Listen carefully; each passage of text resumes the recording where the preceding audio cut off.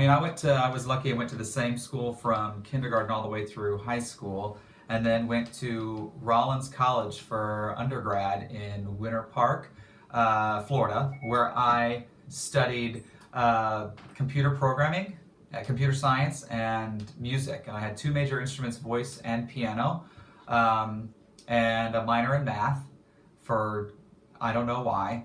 But so I did that at Rollins in Winter Park, and then I went up to NYU up in New York City, which is actually where I am right now, and I studied music technology for my master's, and did that for a year and a half, and finished that in December of 2007, and then graduated in May of 2008.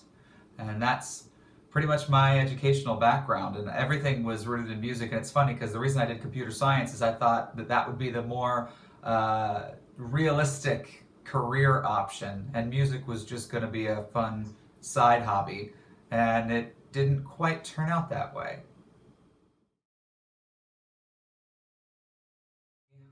After grad school, I did some work up here in New York for a little while and got to do some really fun and cool things up here, thanks to some connections that were up here, and went back down to Rollins to visit and just tell them about it. And one of the things that I had just recently done before I left, I was Marvin Hamlish's music assistant for one of his workshops up here, doing some other fun things, and told them all about that. And at that time, they liked what I was doing, and it was my old professors that I had gone and talked to, and they, long story short, ended up giving me a job to come back and work at Rollins and teach there, and teach music technology, and teach music theory and piano, and so I went back and started teaching there in August of 2010, and then the following Christmas started singing with the group Voices of Liberty at Disney for Candlelight, and then the following spring started singing with their Americana group, and that's how I met most all of the singers that I work with now, including the music director. At the time was Tony DeRosa, he still is, but just got connected to all these people and started singing with them, and then I was writing a lot of my own things and started using a lot of them for different projects that I was working on, and that's kind of where I started to know everybody there and how I started working with them all in the first place.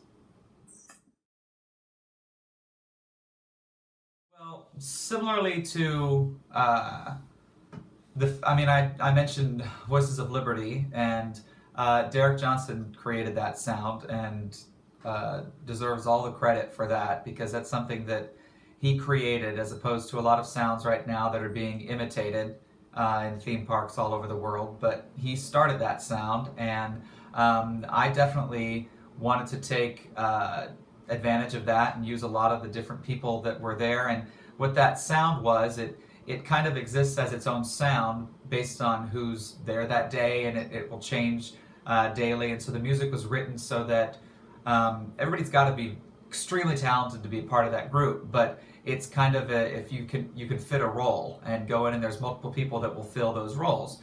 And my idea with Voctave was to be similar to that, but to have not a spot in a group that could be filled by multiple people. But when I write these parts and I write this music, I write it for that exact person, not for an alto one or even an extremely talented alto one, but I wrote it for Ashley Espinoza specifically. And so I totally took the idea that he had and just kind of ran with it, and wanted to keep it very specific to this exact group of people. And I mean, certainly didn't plan for it that way. That's not how the group started, but that's certainly what it's turned into.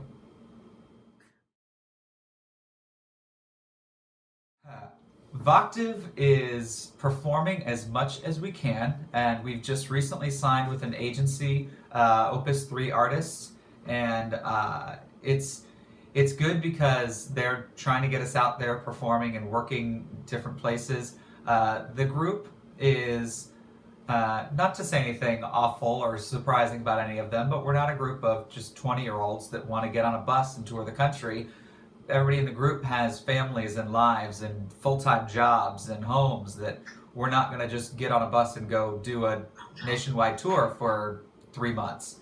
So we do a lot of individual events. We do have a Christmas tour this year, and then we will have, I think, hopefully another tour next year, and we have another Christmas tour also hopefully planned for next Christmas as well. But we actually have an event just this coming weekend, next weekend in Chautauqua, New York, and then we have an event in Orlando or in Tampa, Idlewild Baptist Church, and then we've got a barbershop event on July 7th, and then the next day we have we're singing with the Carolina Crown Drum Corps on July 8th, and we've got a lot of stuff coming up here in the near future, but this is not going to ever be a touring group. It's a recording group that will perform in public as often as we can.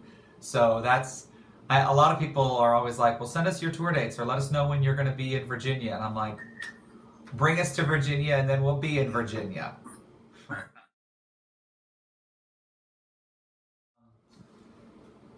It's funny, everybody's like, what's your process? And I was like, I wish that I could define it. I don't really know that there is an exact process. I'll say that in all of that schooling that I did through Rollins and NYU, I never took a composition or arranging class because I never thought that's where I would go. I was a big choral nerd. I love choral music. I love choral composers. I love the choral masterworks, and I mean John Rutter and Morton Lauridsen and Mac Wilberg. Gosh, I mean that's the choral world that I love. I mean I dip into the vocal jazz world, and people think that that's where I really live, and I'm not saying I don't enjoy that, because of course I do, but my big influences have come from the choral music world, and when I would just nerd out on those songs, I would just start recording myself on all these choral pieces, on all the parts, just to see how they worked and how this composer or this arranger figured things out. And so when I started writing mine, the very first thing that I wrote was Star Spangled Banner, and it was because when I was in college we had a quartet. We couldn't find an arrangement of the Star Spangled Banner that was just 4 parts that we thought was any good. So I wrote an arrangement of it, and it took a while, and then our soprano graduated, and so I had a whole year of it just sitting there, and I just messed around with it and added a bunch of parts and did stuff, and at my senior recital a group sang it, and then I posted it on YouTube, and the next thing I knew, Alfred Publishing wanted to publish it because of Sally Albrecht, who was an alum of Rollins, and love her, and connections that way. But and then from there just started writing more choral pieces. It wasn't until I guess I wrote an arrangement of All Is Well, the one that Voctave now does, and that Tiffany sang. And honestly, it was because I did a recording session because I needed a demo of my Star Spangled Banner. And the tenor on that session was a friend of mine, and he lives in Nashville now. He's a studio singer, and he's amazing. And he said to me, now, just so you know, you've got an amazing group of singers come into the studio. This was long before Voctave. This was before I was even in Voices. This was I just was hiring singers that I was a fan of. And he said, you need to write something else. If you don't bring these singers in and just do 1 2.5 minute song, write something else. And so I wrote All Is Well. And I thought, if I'm gonna have Tiffany in there, I would die to hear her sing that solo, and man, was I right. And that solo is 1 take. I mean, of course it is, because that's how she does everything. But I didn't even know what to say to her when she finished. She was like, well, what do you want me to change, or what do you want me to do? And I was like, I mean, you could sing it again, but it would just be so that I could enjoy it. And so at the end of that session, I had my Star Spangled Banner and All Is Well, and a few of them were like, this is a good arrangement. This is nice. You should do more of these. And so that's, I mean, actually the way the group even started, Voctave even started, was we were doing a Liberty Voices album, and on that album was the Fly Medley that I arranged for that album. And I just happened, literally, it was very, very random. I happened to have a camera with me, and I said, hey, for the last take, I'm going to come out and just stand in the middle and video you guys while you're singing and put it on YouTube. And that's actually how this kind of began, because people, that kind of, the Huffington Post picked it up, and people kind of grabbed onto it, and others were contacting me asking me for that group to do sessions, and based on availability and the right sound, I would pick a different combination of people for things. And then when we did the video with Kirsten for the Disney Love Medley, her boyfriend at the time, Jeremy, was the one that was like, you know, when we do this video, you need to have a name, you need to not be a random group of studio singers, you need to have a website, you need to have other videos out, so that when people go to look you up, you exist. Otherwise, you won't exist. So that's when I sat down with some of the singers, and we decided on Voctave. Jeremy helped with that, and I sat down with Tony, and we decided on personnel. And it was mostly because like I said, it was writing for these exact voices, not for voice parts, but people.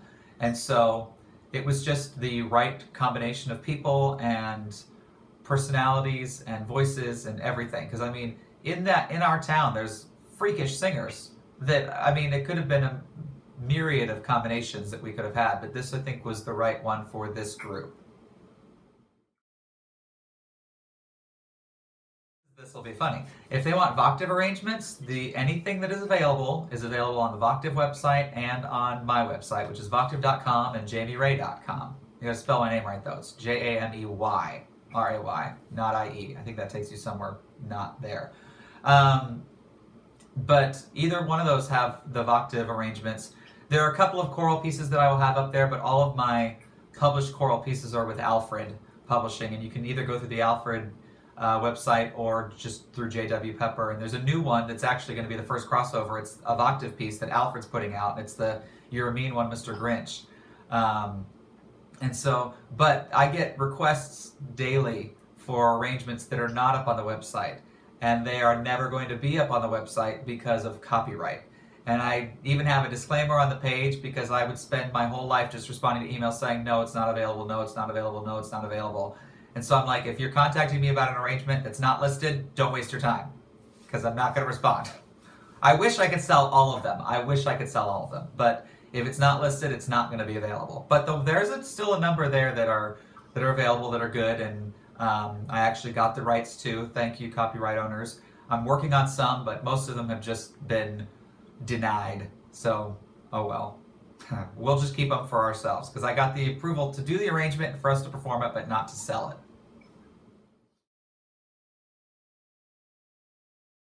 Okay. Well, what I try to tell my students is that, unfortunately, music is not a field that has any sort of guaranteed track that will get you, that leads to success. There's no guarantee that if you do this, and then this, and then this, and then this, you will have a job and you will be successful in the exact field of music that you are interested in. It doesn't exist. Like most other fields in the sciences and in other humanities and different other fields of studies, that if you get this degree and then you get this degree and you get this degree and then you pass this test or pass the bar or you pass your all these different internships and whatever, you're gonna be whatever it is that you set out to be. And it doesn't work like that in music.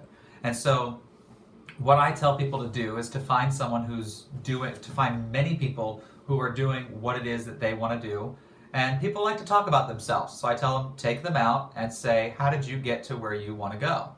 Versus, how can I do what you want to, or what you do? Because then it's a competition and they're not going to tell you how to do it, because then they're going to lose work. So take them out and ask them how they did what they did, and use pieces of other people's different paths to try and piece together what's going to work for you. But what I try to tell, that's a very general musician thing to do. You want to, first of all, you need to meet people. This is an industry about knowing people, going out, networking, and talking to people, and going to others' events, and supporting other people's work and music. And that's where the very beginning is. But as far as like composing and arranging, the biggest thing that I tell a lot of my students, or anybody, you need to have an audience that you're writing for. And I don't mean an audience that's going to listen. I mean an audience that's going to perform your music. I mean, I could write the best arrangement that exists of a song and it sit on my computer for my whole life and no one would ever know. If you don't have people or a group or an audience in mind that you're going to hand your music to that's actually going to let the world be able to hear it, it was a waste of time. Because a lot of times in college, it's like, let's, especially in composition classes, and I mean, I saw a lot of this in grad school. Other people, they'd write these pieces that were like for uh, harpsichord and trumpet and tuba, a 9 minute, very uh, contemporary piece that who's going to buy that, who's going to listen to it, and why. Write it for someone, write it for people that if you want your, and the thing is, I got criticized for writing too commercial. Oh, that's so commercial. So I like it, and guess what, it sells and other people like it, so I don't feel like I'm selling out. But if you want to be in that world, then you've got to write for things, and you don't maybe necessarily get to start writing for a group like Voctave. People will contact me and say, I have a song that I think Voctave would be great for. And I'm like, okay, well, first of all, we don't take submissions. But second of all, why? Do you have singers that can do that? Because I didn't when I first started. My first few pieces don't sound like that. You could, I mean, go look at my Shore on the Shining Night on Alfred and the There Is Sweet Music Here, and now they're publishing Crossing the Bar. All these things are for normal choirs because I wanted choirs to have access to it. And I mean, I do think it's funny that people buy and download the Love Medley because we don't even sing that live. But I would love to hear a group really sing the Love Medley live because it's got some crazy notes in it. There's a G flat at the end of it, and Mary, did you know there's a G in it? There is a video that someone, I want to say it's a college, sent me of this group singing Mary, Did You Know, like in their rotunda of their school or something. And this soprano, she went for that G and she hit it. It was great. But I mean, you got to have a plan. You've got to have people that you're writing for, instruments that you're writing for, singers that you're writing for, and that's how you get your stuff out there. Because as an arranger or composer, your stuff sitting on your computer doesn't do you any good. It doesn't do you any good. And so the way social media is now, take advantage, post things, record things, and post things. Get it out there, and that's how people will. I've learned that's it. That's all that matters. We have songs on our albums that don't have videos to it, and probably 90% of our followers and our viewers and our fans have never heard them because all they want are the videos. So we're alive and we exist because of our videos. And so I would tell anyone who's interested in any sort of commercial music world, or even not even necessarily commercial music world, but videos are where it's at. And they've got to be good. They've got to be quality. And the recordings have to be quality. Don't apologize for things and say, oh, well, I just had my iPhone, or my computer is 16 years old and the microphone didn't pick up well, and I'm sick today, so I'm sorry. No, then don't do the recording. Wait until you're well and borrow somebody's nicer equipment and make it good. And that's what people need to hear, because there's good stuff out there, and you're competing against that, which is hard. One thing that the group does love to do is workshops with students, just because we know how important high school and college was to everybody in the group. Not everybody in the group went to college, but everybody in the group had some sort of choral experience in school at some point that they loved. And so getting to work with students is definitely an enjoyable experience for us. And so we get contacted a lot for that, but that would be something that if people wanted to reach out and have us come to work with them on anything, we love doing workshops anywhere. And as far as any music, as far as any arrangements go, we have, like I said, anything that's available on the website that you are interested in is all that's available now. We do have some new things coming. We're going to debut actually this next weekend in Chautauqua 3 new pieces. I don't know when this is going to come out, but this 3 new pieces, patriotic pieces. We just put out our Star Spangled Banner, and we're going to do 2 other ones that we will perform for the first time ever there, and we will also rehearse for the first time ever that day as well. So that's exciting for all of us. And as far as any albums that we've got 4 albums that are digitally available on pretty much every platform. Our debut album that's got a little bit of a mixture of some different things that we kind of put together just for first album, and then our first Christmas album, Spirit of the Season, and then our Disney Broadway album, and then our second Christmas album, Snow. So we've got those 4 albums out. The first one is just self-titled, it's just Voctave. And so there's 4 albums out right now that you can get, and yeah, it's definitely great getting to work with these singers. And if I were to thank anyone, it would be all of them. They are, if it obviously, if it, like I said, if it weren't for them, no one would know my music, no one would know anything about us. These arrangements would just be black dots on my computer, and no one would ever find out. But it's nice having these. I use the term freaks, and I get in trouble sometimes. But these freaks that I can hand things to, because I don't write a first tenor part. I write an E.J. Cardona part because he's not a first tenor. He's a freak. And then I get to stand next to him when he sings it, and it makes me very happy. They're all freaks in their own way, and I can go down the line and tell you why all of them are freaks and why I wanted all of them. But he's the one I get to stand right next to and just die over his sound. And yeah, sure, I'll write those 4 high Ds in Carol the Bells, and you'll hold them live every single time we do it. And then your D flat in This Is My Wish, and then your C in Being Alive, and all of these things that he just. And same thing with Kate. They never falter. It's bizarre. They're freaks. But I mean, that's who I'm thankful for. And I mean, I'm definitely thankful to have Tony on board and working with this. And I mean, there's no secret that I grew up watching and listening to Tiffany. She's I mean, I don't feel bad saying it. Everybody knows this. She's my favorite. She just is my favorite because she has been from childhood. Now, the other 4 girls are going to hate me, but they're also my favorites for different reasons. But I grew up listening to her, so she just has a longer history of me having a little bit of a fan moment for her. So getting to hear all of them sing together. Our girls are just, the guys are great, but the girls are everything. Our girls are our group. And so, everybody would say that. Well, the girls might not, but all the guys know it. It's true. But when we do our Princess Medley live, it's just a very soft ending, and it's very calm and quiet, and that one gets the biggest response because our girls are just incredible. So it's nice having them all on board, and I'm thankful to all of them. And honestly, to Rollins College has done a lot for us. One thing that I can tell you about that's kind of exciting that's coming is we're going to do a symphony show. We're doing a symphony show in February with the Bach Festival Orchestra in Winter Park at Rollins, and that's going to be February 16th and 17th, and we're really excited to introduce a symphony show to then be able to take out and do more symphony shows. We'll still do the a cappella stuff, but half our concert will be with orchestra, and we got a really amazing name, talent, brilliant mind for our orchestrations, so I'm excited about that. I mean, I guess I can say it. It's David Clydesdale. I mean, if you've ever heard anything David Clydesdale's done, if you ever heard any Sandy Patty's Big Things, we got David Clydesdale, and I can't even stand it. It's so good. I'm excited.